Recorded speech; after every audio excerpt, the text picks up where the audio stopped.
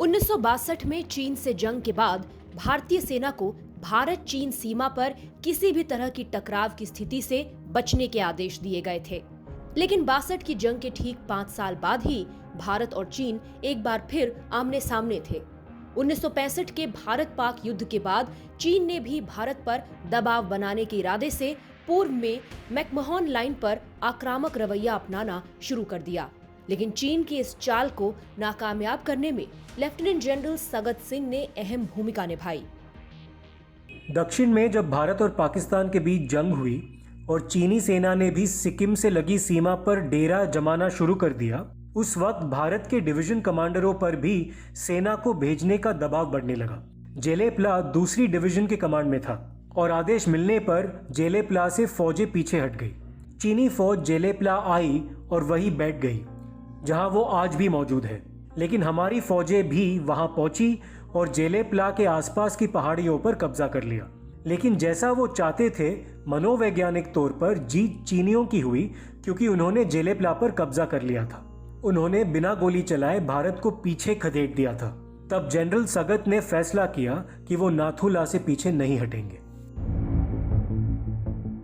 लेकिन चीनी सेना का हौसला बढ़ता गया और आए दिन सीमा पर छुटपुट घटनाएं होने लगी। तब लेफ्टिनेंट जनरल सगत सिंह ने तय किया कि वो सीमा को कंटीली तारों से चिन्हित कर इस समस्या को खत्म करेंगे। 11 सितंबर 1967 की सुबह जब सेकंड ग्रेनेडियर की देखरेख में बाड़ लगाने का काम किया जा रहा था, चीन की तरफ से आपत्ति जताई गई। चीनी सेना के एक अधिकारी के साथ भारतीय सैनिकों की धक्का मुक्की हुई और इस घटना से तिलमिलाए चीन ने खुले में काम कर रहे भारतीय सैनिकों पर बिना किसी चेतावनी के हमला बोल दिया। भारत के कई जवान शहीद हुए, लेकिन जनरल सगत सिंह ने अब चीन को सबक सिखाने की ठान ली और चीनी सेना पर तोपों से हमला करने का आदेश दे दिया। मैं आर्टिलरी का आदमी हूँ। मेरा काम था आर्टिलरी फायर मांगना। मेरी ही तरह दूसरे ओपी ऑफिसर भी थे और हम सब ऊंचाई पर थे। हम सीधा यातुंग देख सकते थे कैमल बैक से। लेकिन आर्टिलरी फायर के लिए मुख्यालय से अनुमति लेनी थी, जिसमें कुछ समय लग गया। मुझे याद है कि गोलीबारी करीब 11 बजे शुरू हुई और 7:30 बजे कोहरा छा गया।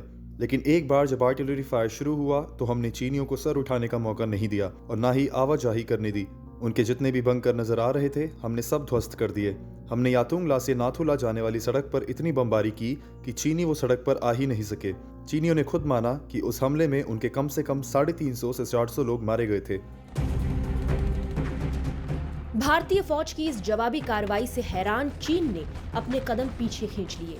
लेफ्टिनेंट जनरल सगत सिंह के नेतृत्व में भारतीय सेना ने दुश्मन को कभी न भूलने वाली करारी मात दी।